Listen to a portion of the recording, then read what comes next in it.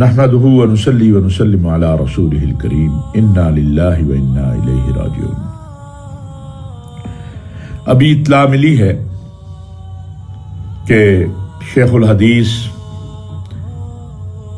ہزاروں نہیں بلکہ لاکھوں علماء کے طلباء کے استاد حضرت مولانا ادریس صاحب کو چارسدہ کے علاقے میں شہید کر دیا گیا ہے۔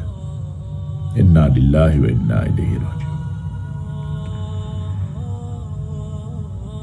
شیخ الحدیث مولانا ادریس صاحب کی شہادت حضرت مولانا سمیع الحق شہید، مولانا حامد الحق حقانی شہید، اور اگر ماضی میں ہم جائیں تو اکابر علماء جو اس شہادت کے راستے میں قربان ہوئے، ایک بہت بڑا حادثہ سانحہ ہے۔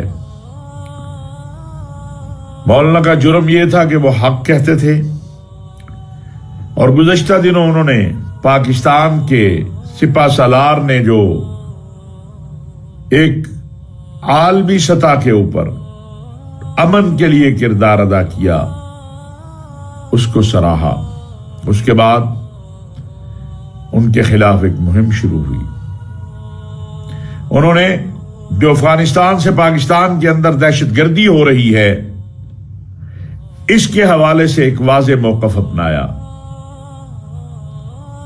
اور اس کے جواب میں آج ان کو شہید کر دیا گیا۔ میں سب سے پہلے افغانستان کے ملا ہیبت اللہ صاحب سے سوال کرنا چاہتا ہوں کہ شیخ الحدیث مولانا ادریس صاحب جس طرح افغان جہاد اور افغانستان کی عوام اور علماء کی پشت پر کھڑے تھے، کیا اس کا صلہ دیا گیا ہے؟ یہ قاتل افغان سرزمین پہ بیٹھ کے آپ کی سرپرستی میں پاکستان کی سرزمین کو لہو لہان کر رہے ہیں، کب تک یہ سلسلہ چلے گا؟ حکومت پاکستان، ریاست پاکستان سے بھی آج میں کہنا چاہتا ہوں کہ پاکستان کے علماء، عوام سب آپ کے ساتھ کھڑی ہے۔ فتنہ خوارج اور فتنہ ہندوستان کے خلاف بڑے واضح انداز میں جو آپ نے پالیسی بنائی ہے، پھر ہم دیکھتے ہیں کہ کچھ سہولت کار آ جاتے ہیں، پھر کوئی مذاکرات کا ڈھنڈورا پیٹنا شروع کر دیتا ہے۔ کل خودکش حملے کی بھی کوشش کی گئی، اور آج صبح شیخ الحدیث مولانا ادریس صاحب کی شہادت یہ واضح کرتی ہے کہ ریاست پاکستان کو، جو اس وقت پوری عوام، تمام طبقات اس کے ساتھ کھڑے ہیں، افغانستان کی نگران حکومت سے بالکل دو ٹوک انداز میں اب بات کرنی چاہیے کہ یہ سلسلہ اب مزید نہیں چل سکتا۔ یہ لاشوں کا سلسلہ اب ختم ہونا ہوگا۔ کب تک پاکستان کے لوگ، علماء، چھوٹے چھوٹے بچے، عورتیں اس فتنہ خوارج کی، جس کی مکمل سرپرستی افغانستان کی عبوری حکومت کر رہی ہے، کب تک ان کے ہاتھوں نشانہ بنتے رہیں گے؟ ہم سب غمزدہ ہیں، کس سے تعزیت کریں؟ ہم تو خود تعزیت کے قابل ہیں۔ ہر دین اسلام سے محبت کرنے والا، پاکستان سے محبت کرنے والا، قرآن و سنت سے محبت کرنے والا اس سانحہ پہ غمزدہ ہے۔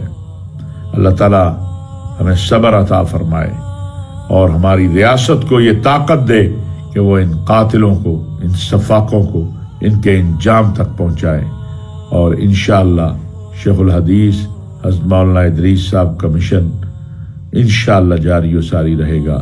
شہادتوں سے اللہ اور اللہ کے رسول کی بات کرنے والوں کو طاقت ملتی ہے، وہ کمزور نہیں ہوتے۔ ہمیں صبر کے ساتھ، تحمل کے ساتھ، بردباری کے ساتھ آگے بڑھنا ہے۔ اپنی ریاست کو یہ بات کہنی ہے کہ وہ عدل اور انصاف پر مبنی